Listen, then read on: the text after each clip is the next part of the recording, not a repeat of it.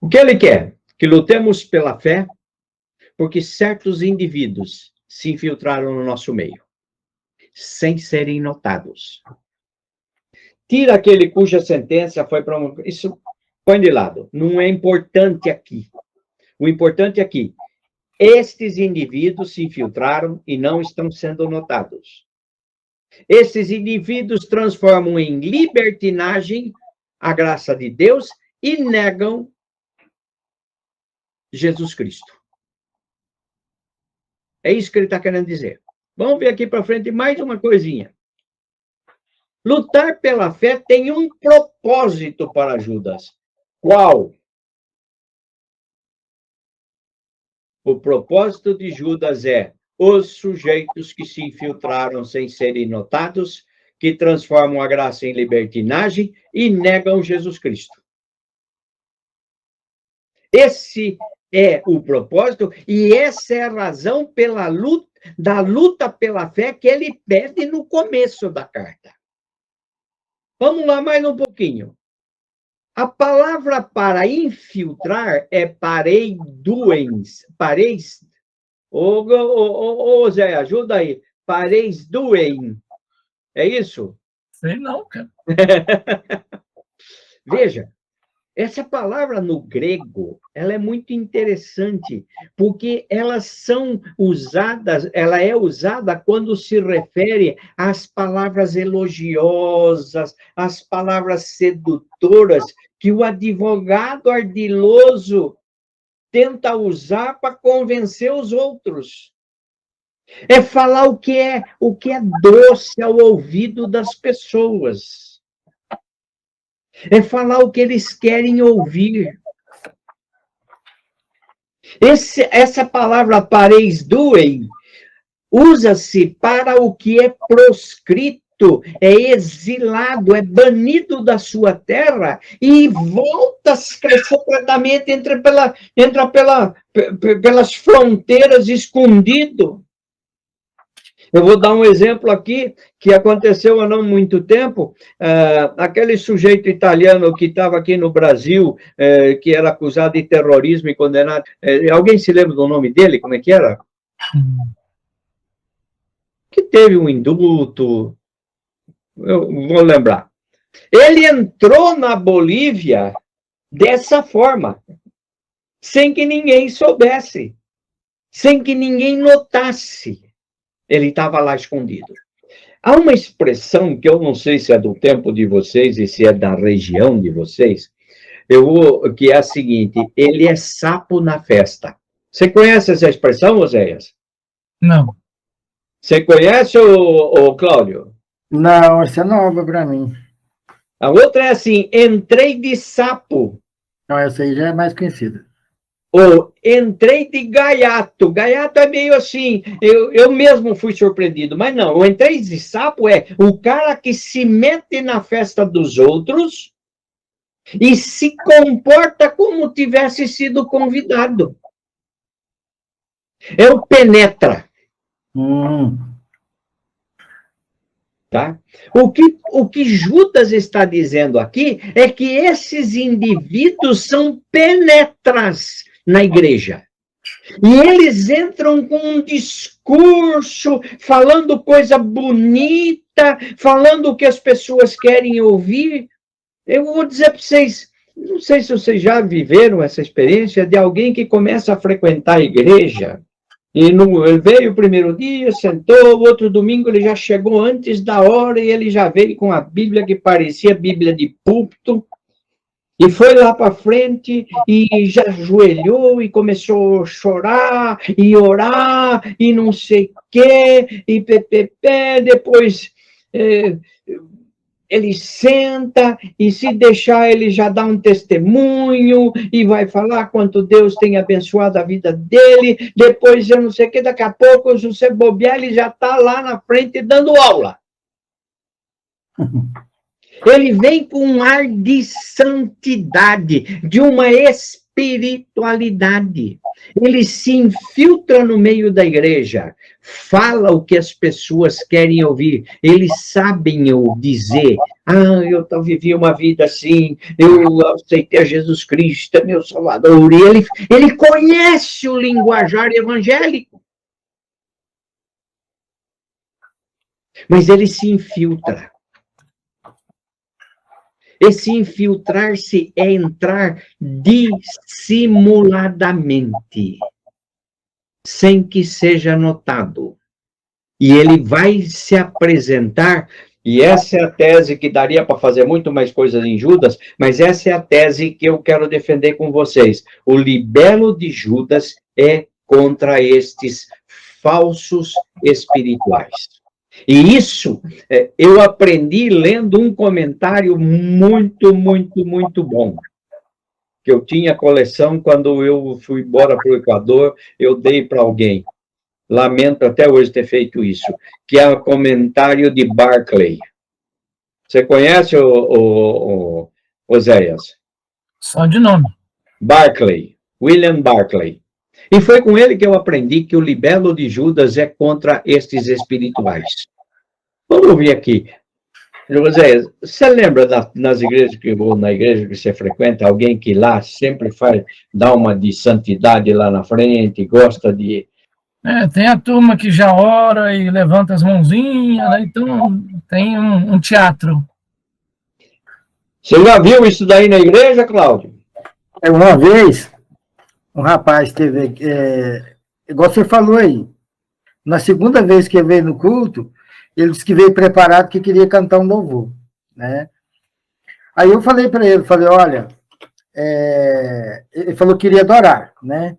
Eu falei para ela, você não quer adorar, você quer ministrar o louvor, é diferente. Isso leva um tempo maior. Aí emburrou e foi embora. Aí disse que ele caçou outra igreja aí para baixo, entrou, assistiu o culto, no final do culto foi conversar com o pastor. Aí o pastor falou, mas será que não era um teste? Aí ele voltou sem graça, né? Mas, assim, tem pessoa que chega no segundo dia e já quer estar na frente, né? Não, Sim. Você tem que conhecer a pessoa, não é assim, né? Direto acontece isso. Não, e não só. Mesmo que ele frequente um tempo, essas pessoas que vendem a imagem da espiritualidade, elas são perigosas. Eu diria assim que é mais ou menos uma coisa que eu vi uma vez, uma cobra encostada num canto assim de uma sala que já estava lá há algum tempo. Quando quiseram me assustar, ela estava dando bote. É mais ou menos o que o Judas está dizendo dessas pessoas, e nós vamos ver para frente como é que ele classifica, como é que ele caracteriza esse pessoal. Ele diz, certos indivíduos se infiltraram e são pessoas ímpias. Está coberto aí por essa coisa, mas nós vamos ver aqui para frente. Certos indivíduos se infiltraram e são pessoas ímpias. Isso é o que ele está dizendo. E ele vai dizer aqui, são infiltrados, dissimulados, são ímpios, libertinos e negam a Jesus. Então, esse infiltrado é mais ou menos assim como o cara que chega sozinho. Ele não vem acompanhado. Nem sempre ele é um sujeito que foi convidado. Ele é o sujeito, assim, que disfarça muito bem. São ímpios, libertinos, e eu diria assim, aqui, um dado baseado já no que nós vamos ver para frente. Começa a prestar atenção nessa gente que chega, quanto tempo ele gasta conversando com os homens da igreja e quanto tempo eles gastam conversando com as mulheres da igreja. Onde está a atenção deles? Os homens é boa noite, boa noite, boa noite. As mulheres já vai querer dando... Porque esse é o alvo deles. A outra coisa que tem aqui é que a palavra aqui para libertinos é acelgues, ou acelgeia. Acelgeia é o advérbio, aqui acelges é o substantivo. É o homem que perdeu a tal ponto sua honra, sua decência e vergonha, que não se importa com o fato de outros verem a sua imoralidade. São imorais. Vem para a igreja para a imoralidade e não se importa muito que as pessoas percebam isso. Porque, na realidade, ele está querendo que as mulheres atentem para eles. Eles transformam a graça em libertinagem. E essa graça nega a Jesus Cristo. Ou esta libertinagem nega a Jesus Cristo.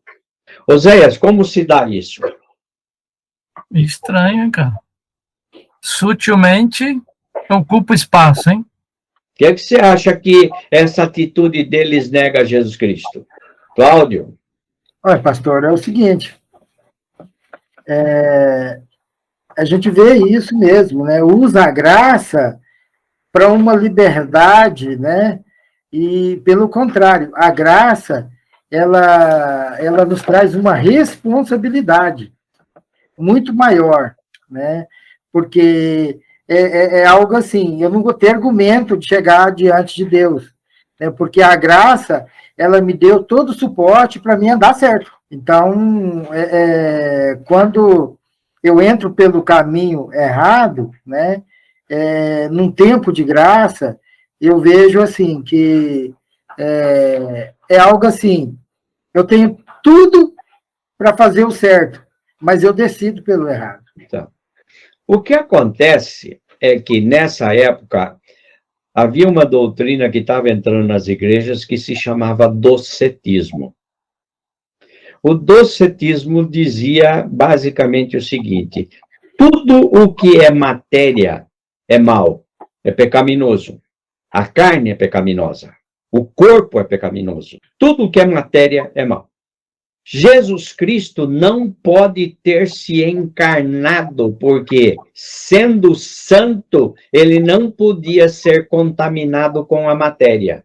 Logo, o que a gente viu de Jesus Cristo não era carne e osso, era uma aparência de Jesus Cristo, o que no grego é doxa. E a doutrina é chamada doutrina docética. Ele não aceita a encarnação completa de Jesus Cristo. Ele só tinha aparência, a gente via e achava que era. Daí vem no Evangelho de João o Tomé, que Jesus Cristo pede para ele fazer o quê? Põe o dedo. Põe o dedo, para ver como eu tenho carne e osso. Porque lá já estava havendo esse docetismo. Gente que negava a encarnação completa de Jesus Cristo. Agora, o que acontece nesse docetismo aplicado às pessoas? Elas diziam assim: eu tenho um corpo mau, eu tenho um corpo que tem necessidades, eu tenho um corpo que necessita de prazeres. Como o corpo já é mau por si, dane-se. Vou me entregar toda sorte de prazeres, porque a graça cobre todos os pecados. Veja, eu vou pecar com o que já é pecador. Eu vou pecar com aquilo que já é pecaminoso, que o que vai salvar é a alma. Só que a graça é maior que todos os meus pecados, então, quanto mais eu pecar, mais a graça vai se manifestar em mim, que é o que Paulo vai depois brigar lá na carta aos Romanos. Quanto mais eu pecar, mais graça eu recebo. Logo, pequemos. E é diferente dessa posição que você colocou, Cláudia. A graça nos dá uma responsabilidade para agir direito. Só que esse era o problema aqui. A graça dava autorização para fazer toda sorte de pecados. José, você acha que isso tem lógica? Lógica tem, só não tem vergonha na cara. Por isso eles são um acelgés.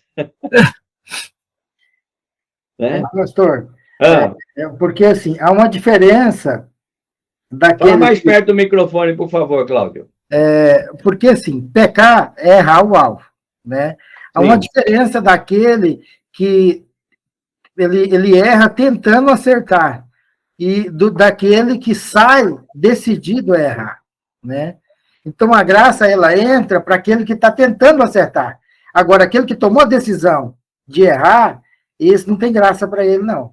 Agora, veja que o problema que ele cita aqui, o Oséias, é o problema daqueles que sistemática e regularmente estavam cometendo o pecado da sexualidade. Uma coisa interessante dessa carta, que eu nunca fui conferir, mas li certa vez de um cara que estudou essa carta, é uma carta que tem a maior concentração de palavras de conteúdo sexual em toda a Bíblia. E o que ele está dizendo é o seguinte: esses sujeitos que se infiltram na comunidade, fazem isso disfarçadamente, falam o que o pessoal quer ouvir, são pessoas pervertidas sexualmente. Isso é o que ele vai defender mais para frente. Mas não é só isso, nós vamos ver outras coisas também. Por que eles acreditavam nisso? O corpo é mau mesmo. O corpo é pecador mesmo. Então, a graça é maior, vamos pecar que depois todos nós vamos ser perdoados. E aí vem uma coisa interessante que, José, você já deve ter visto, e isso está sendo dito, a questão do assédio sexual, ele é feito quando existe desequilíbrio de poder. Nunca o subordinado assedia sexualmente o superior. É o superior quem, no exercício do seu poder, assedia o subordinado. Isso está aí agora nas manchetes e nos vídeos do presidente da Caixa Econômica, Pedro Guimarães. Só que existe um livro que se chama, gente, eu estava vendo ele esses dias, Unbalanced Power, que é Desequilíbrio de Poder, que foi escrito lá nos anos de 1992, 93, em que ele trabalhava o desequilíbrio de poder do pastor para com a ovelha. Porque o pastor tem o poder do divino. E tem muita gente na igreja, tá? Que se deixa seduzir porque acredita que está se relacionando com alguém que tem o poder espiritual. Esse uso do poder pastoral, do poder religioso, você vai ver nos milhares de casos de padres que abusaram de crianças, nos milhares de casos de pastores que violentaram membros de igreja, nos milhares de casos de pastores que abusaram da confiança das mulheres da igreja. Se eu começar a contar aqui as histórias que eu conheço, tinha um pastor que eu conheci e que toda noite, todo domingo à noite, antes de pregar, ele chamava uma mulher lá para ter uma relação com ela lá no escritório pastoral para depois de pregar. E usava do argumento. Você tá sendo vaso de bênção na vida desse pastor. Quando... Aí vem uma coisa que eu tenho dito muitas vezes em cima desse conceito. A cantada de um pastor é muito mais efetiva que qualquer cantada. Por que existem inúmeros casos de pais de santo que abusaram das pessoas que foram consultar com eles? É o abuso do poder. E eu abuso do poder porque ele tem essa aura de dizer, você está transando com Deus. Isso é brabo. Isso é terrível. E aqui vem o que o Barclay diz sobre esse pessoal. Esses estavam tingidos de gnosticismo. Uma corrente de pensamento que sustentava que só o espírito era bom e a matéria essencialmente má. E, em consequência, o corpo também era mau. Já não importa o que se faça com o seu corpo, uma vez que seu corpo é mau, pode satisfazer seus desejos luxuriosos, porque não tem nenhuma importância o que você faça com seu corpo. E ainda mais, criam que uma vez que a graça de Deus era suficiente para cobrir qualquer tipo de pecado, podiam pecar como quisessem. De toda maneira, eles seriam perdoados. Quanto mais se pecar, maior é a graça.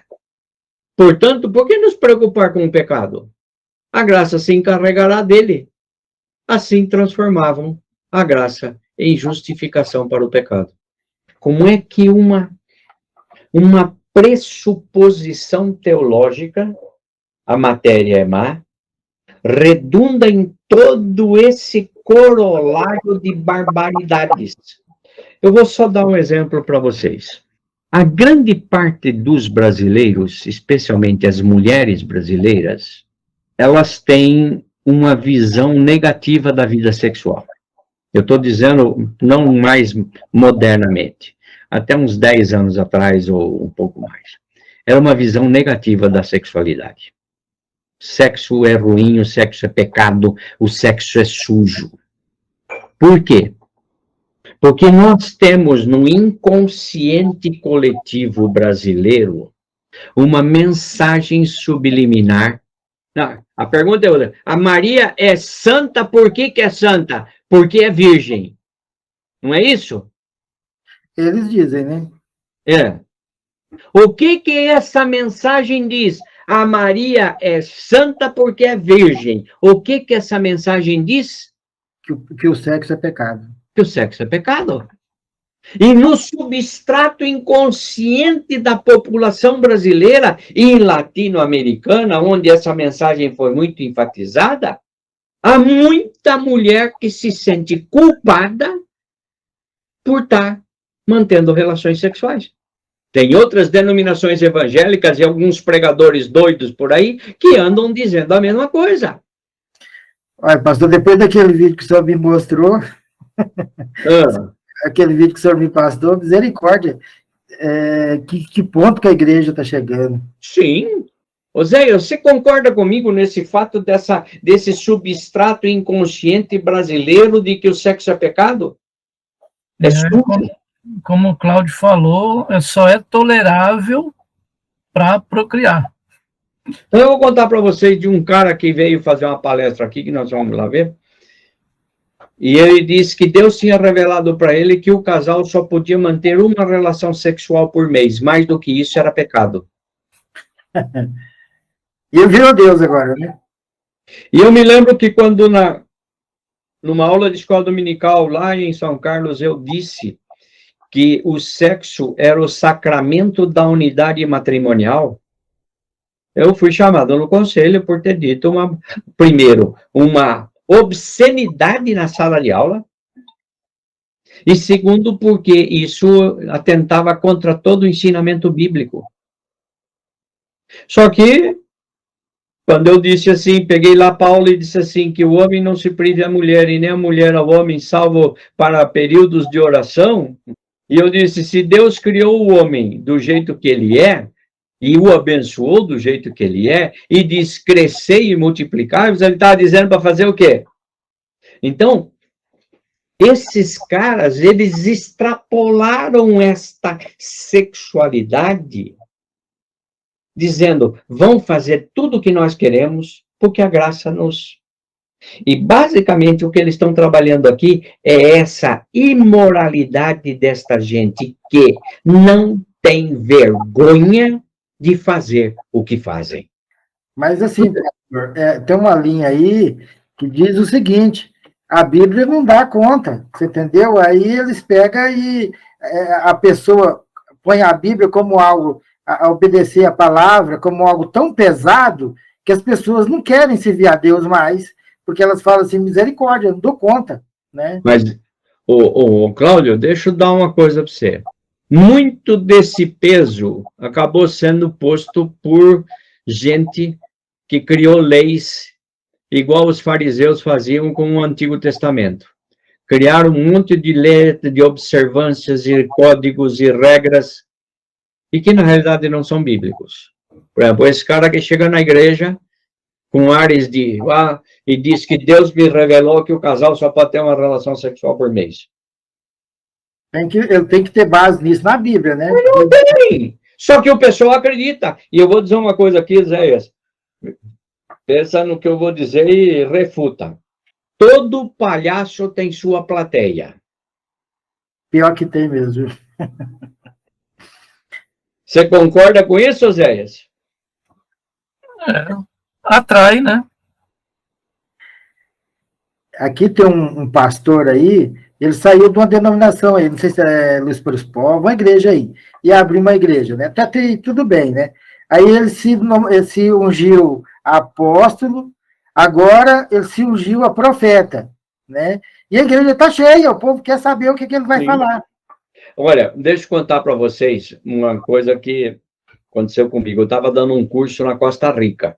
E nós estávamos assim, acho que uns 30 pastores e tudo, e daqui a pouco eu falei alguma coisa, e falou assim, um brincou com o outro, doutrina Zacarias. E o pessoal caiu na gargalhada. Aí eu falava, doutrina Zacarias. Aí eu falei, peraí, gente, peraí.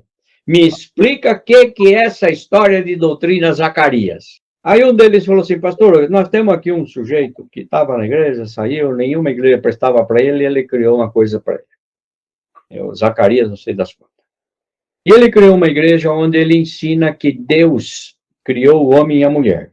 E todo homem tem a esposa, mas precisa ter uma auxiliadora espiritual que nem sempre é a esposa. Então, ele tem que procurar na igreja quem é vamos dizer assim, a contraparte dele para ser a sua auxiliadora espiritual. Segundo ponto, quanto mais tato, mais unção. O que é isso? Uma coisa é orar pelo irmão pegando no dedo do irmão. A outra coisa é orar pegando na mão. A unção é maior. Mas se eu orar abraçado, a unção vai ser maior ainda. Então, na igreja, todo mundo tinha sua parceira espiritual e na hora da oração só Deus sabe o que acontecia. Ao ponto de ter baixado a polícia, ter fechado aquilo e o cara ter sido preso. É desse tipo de gente que o Judas está se referindo. E ele vai dizer, embora vocês já estejam cientes de tudo, eu vou pegar ali a segunda frase. Quero lembrar-lhes que Jesus destruiu os que não creram. Aquelas frases que estão ali é meio enxerto. Vocês já estão sabendo, mas eu só quero voltar a lembrar. Jesus destruiu os que não creram. Ou seja, há um castigo para os que não creram. E ele vai para frente dizendo mais uma coisa. Pera, eu tenho uma pergunta para fazer aqui, que o Judas vai cometer um problemita aqui. Foi Jesus quem libertou o povo do Egito? Hein, Cláudio? Foi. Foi Jesus? Tem muitas aparições de Jesus no Velho Testamento, né? Que a Bíblia fala, né? Mas foi o Senhor que conduziu, né? O Moisés ali, né? Ô, Zé, mas na original teologia sistemática dá para sustentar isso aí? Cara, não sei, mas no original tá Jesus mesmo, não sabia não. É? Tá, E o original? No grego. Original de Judas. No grego. Mas aí que está o problema, tá? Porque desde o ponto de vista da teologia, especialmente da teologia do Antigo Testamento, não tem Jesus na teologia do Antigo Testamento. E ele está atribuindo uma coisa que a Jesus que não é aquilo que histórica e teologicamente se conhece. É Deus quem libertou do Egito. Mas vamos para frente um pouquinho mais aqui. Quem foram destruídos lá no tempo do Egito? Foram os que não creram, os espias que foram e não creram, foram os que murmuraram no deserto. Eles ficaram pelo deserto, eles morreram por ali. E é esse o exemplo que Judas está tomando. Quem não creu, morreu. Judas, ao trazer essas informações aí, ele se vale de 3 livros apócrifos. O livro de Enoque, a Ascensão de Moisés e o Testamento dos 12 Patriarcas. O livro de Enoque é conhecido também como o Evangelho de Enoque. Isso é assentado de que Judas se vale desses 3 escritos, trazendo informações para sua carta. E uma delas é essa daí sobre Jesus. E os anjos, que não guardaram o seu estado original e abandonaram o seu próprio lugar. Tira isso. E a anjos, ele tem guardado sobre trevas, em algemas eternas, para o juízo de grande dia. Igualmente, Sodoma e Gomorra, cidades que circunvizinhas, põe aí de lado, foram postas como exemplo do castigo de fogo eterno. Então, vamos lá. Dos destruídos são os que não creu, morreu, e agora tem as informações desses livros, e ele vai trazer essas informações a partir destes livros apócrifos.